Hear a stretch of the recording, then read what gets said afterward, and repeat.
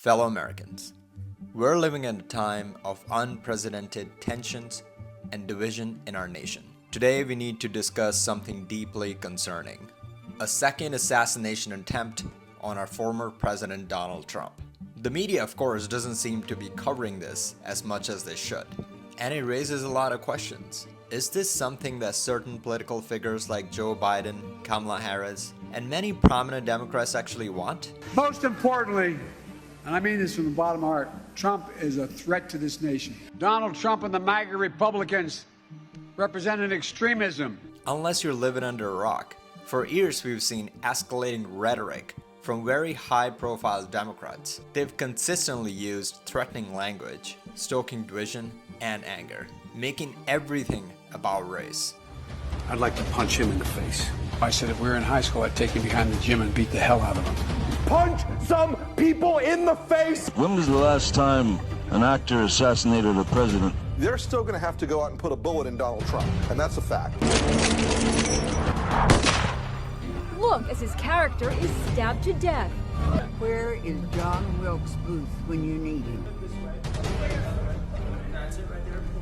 I have thought an awful lot about blowing up the White House.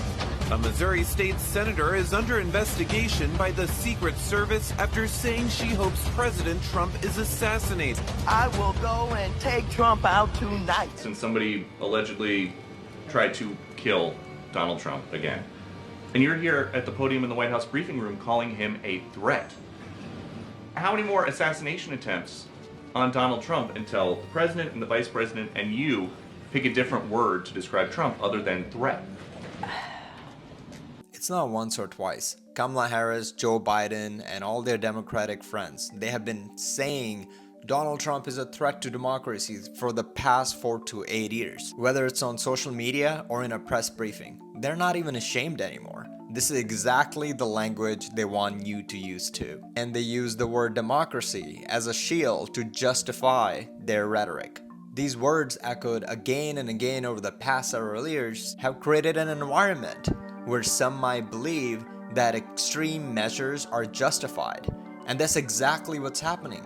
Not once, not twice, and possibly third time today. But let's be clear, any attempt on Donald Trump's life would not only be a tragedy, but also be a catalyst for chaos for our country. This is not what we, as the true Americans, want.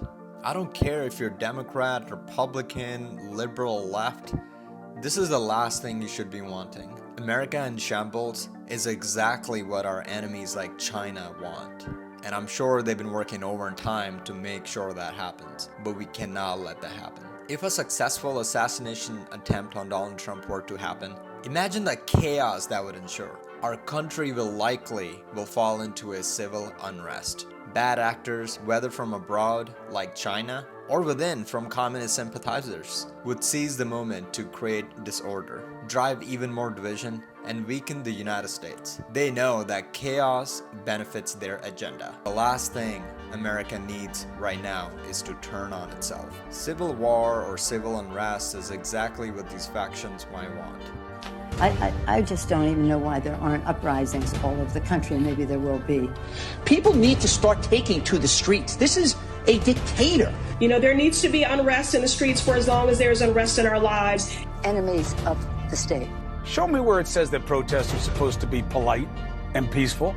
Do something about your dad's immigration practices, you feckless. When they go low, we kick. How do you resist the temptation to run up and wring her neck? The biggest terror threat in this country is white men, most of them radicalized right up to the right. All those celebrities you've been listening to, Taylor Swift or all these people or Oprah, they're not gonna come help you then because they're gonna be deep underground safe in their bunkers. They want us divided. They want us weakened so that they can further in their agendas. Remember, America can never be broken from the outside. It can only be done from the inside, and that's what the enemy is doing. They're hitting us from all different sides.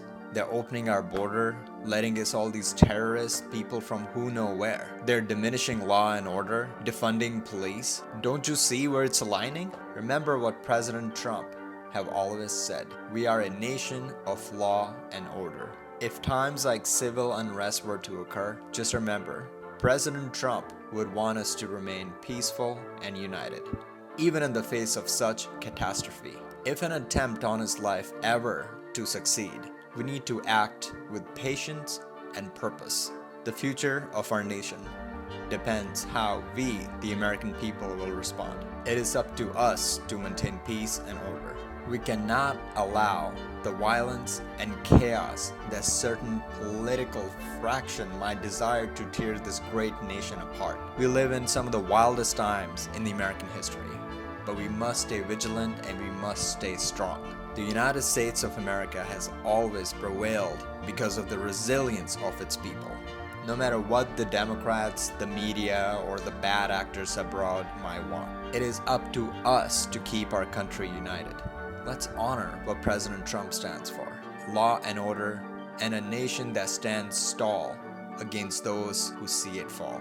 Together, we can keep America strong. God bless you. God bless the United States of America.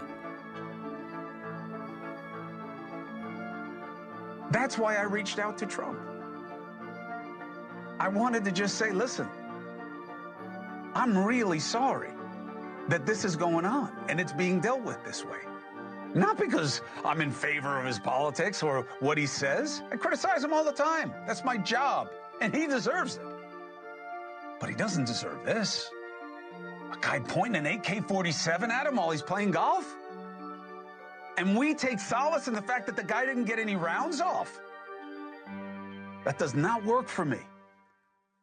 If I had been through what that guy's been through in the last 2 months, you would not know where I am. You would never see me on TV again.